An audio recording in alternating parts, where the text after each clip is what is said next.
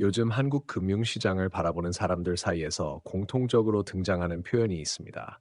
바로 불안하다는 말입니다. 아직 금융시장이 붕괴되었거나 시스템이 즉각적으로 흔들리는 국면은 아닙니다. 겉으로 보기에 시장은 비교적 차분해 보이기도 합니다. 그러나 문제는 눈에 잘 띄지 않는 영역에서 감지되는 변화들입니다. 시장 곳곳에서 포착되는 작은 신호들이 하나같이 같은 방향을 가리키고 있다는 점에서 수면 아래의 긴장감은 분명히 높아지고 있습니다.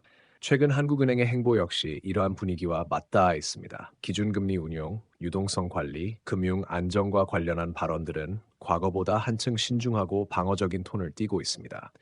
이는 단순한 정책 미세 조정이라기보다 잠재적 위험에 대비하기 위한 사전적 움직임에 가깝습니다. 가계부채 부담, 부동산 시장의 불확실성, 환율 변동성, 그리고 글로벌 금융 환경까지 여러 변수들이 동시에 압박을 가하는 상황에서 중앙은행 역시 긴장의 끈을 쉽게 놓지 못하고 있는 것입니다. 중요한 것은 공포에 휩쓸리는 것이 아니라 흐름을 냉정하게 점검하는 일입니다. 어떤 신호들이 나타나고 있는지, 그 신호가 무엇을 의미하는지, 그리고 개인과 가계, 투자자의 입장에서 무엇을 준비해야 하는지를 차분히 살펴볼 필요가 있습니다. 한국은행의 최근 움직임을 출발점으로 현재 한국 경제 내부에서 진행 중인 변화와 반드시 점검해야 할 핵심 포인트들을 하나씩 짚어볼 시점입니다. 2025년 말 한국은행은 비교적 이례적인 표현을 공식적으로 언급합니다.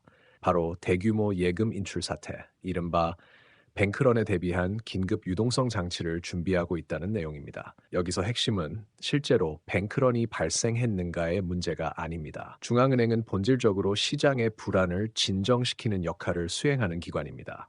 따라서 위기 가능성이 매우 낮은 상황이라면 이런 표현을 공개적으로 사용할 이유 자체가 없습니다. 그럼에도 불구하고 뱅크런 대비라는 단어가 등장했다는 사실은 금융 시스템 내부의 긴장도가 이전과는 다른 수준으로 높아졌음을 시사합니다. 이는 특정 은행 하나의 문제가 아니라 시장 전반에서 유동성과 신뢰에 대한 경계심이 커지고 있다는 의미로 해석할 수 있습니다. 겉으로 보기에는 시스템이 정상적으로 작동하는 듯 보이지만 내부적으로는 예상치 못한 충격에 대비해야 할 필요성이 분명히 커지고 있다는 뜻입니다. 이는 불이 난 상황은 아니지만 만일에 대비해 소방 장비를 점검하는 모습과 닮아 있습니다. 당장 눈에 띄는 화염은 없지만 어딘가에서 연기가 감지되기 시작했을 가능성을 염두에 두는 단계라고 볼 수 있습니다. 한국은행의 발언은 위기를 단정하는 선언이라기보다 금융 환경이 그만큼 민감해졌음을 드러내는 신호에 가깝습니다. 최근 한국은행이 금융시장 안정을 위해 가장 적극적으로 활용하고 있는 수단은 RP 매입입니다.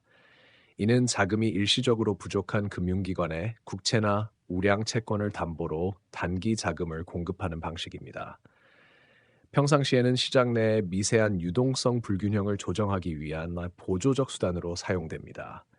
그러나 최근 들어 RP 매입이 반복적으로 시행되고 있다는 점은 주목할 필요가 있습니다. 일주일 단위로 시작된 거래가 만기마다 연장되는 방식으로 이어지면서 단기 거래임에도 불구하고 유동성이 상시적으로 투입되는 모습에 가깝게 나타나고 있습니다. 기존 자금이 정상적으로 상환되기보다는 새로운 자금으로 덮이는 구조가 반복되고 있다는 점에서 단순한 일시적 조정으로만 보기는 어렵다는 우려가 나옵니다. 만약 단순한 자금 경색이라면 이러한 조치는 비교적 단기간에 마무리되는 것이 정상입니다. 하지만 RP 매입이 상시화되는 흐름이 이어진다면 이는 일부 금융기관 내부에 구조적인 취약성이 존재할 가능성을 시사합니다.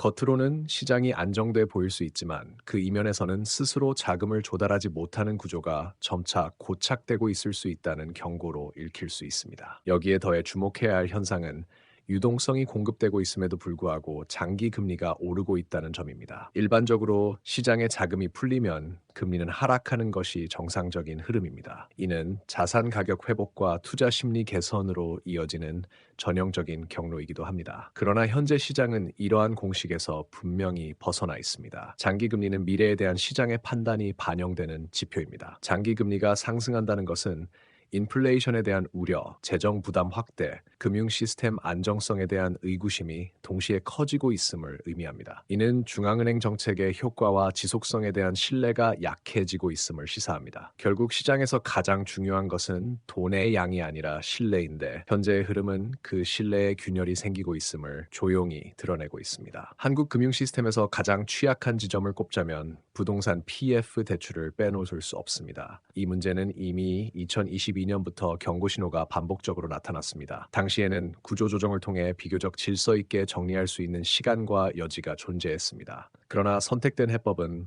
과감한 정리가 아니라 위험을 노출시키지 않고 시간을 벌자는 판단에 가까웠습니다. 그 결과 상당수 사업장은 원금은 유지한 채 이자만 감당하는 구조로 버텨왔고, 그 사이 금리 부담은 누적되고 자산 가치는 하락했습니다. 이제는 자산을 매각해도 손실을 피하기 어렵고 계속 버텨도 부담이 커지는 국면에 이르렀습니다. 더 우려되는 점은 한국은행이 공급한 유동성의 상당 부분이 이 부동산 PF 영역을 떠받치는데 사용되고 있다는 사실입니다. 이는 새로운 성장 분야로 흘러가야 할 자금이 과거의 부실을 지탱하는 데 묶이고 있음을 의미합니다. 앞으로 한국 경제가 마주할 길은 크게 두 가지로 나뉩니다. 하나는 지금처럼 문제를 전면에 드러내지 않은 채 유동성으로 시간을 벌어가는 선택입니다. 단기적으로는 안정된 모습이 유지될 수 있지만 그만큼 정책 여력은 빠르게 소진됩니다. 이후에는 작은 외부 충격만으로도 환율과 금리가 동시에 흔들릴 가능성이 높아집니다. 다른 하나는 선제적인 구조조정입니다. 단기적인 충격과 고통은 피할 수 없지만 불확실성을 줄이고 시장의 신뢰를 회복할 수 있는 여지는 이 선택에 있습니다.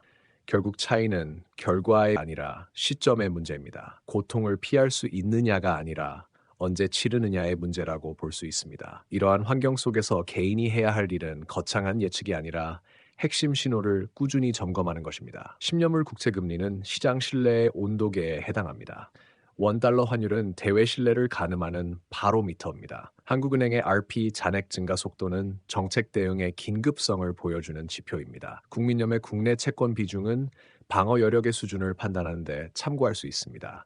여기에 예금 이동과 관련된 흐름까지 함께 살펴본다면 상황을 훨씬 입체적으로 이해할 수 있습니다. 지금은 공포에 휩쓸릴 시점도 아니고 아무 일 없는 것처럼 지나칠 시점도 아닙니다. 차분한 점검과 냉정한 판단이 필요한 구간입니다. 위기는 늘 작은 신호를 먼저 보냅니다. 그 신호를 인식한 사람과 그렇지 못한 사람의 결과는 시간이 지날수록 분명히 갈립니다. 오늘부터라도 경제의 기본 계기판을 점검해 보시기 바랍니다. 그것만으로도 위기는 막연한 공포가 아니라 대응 가능한 변수로 바뀔 수 있습니다.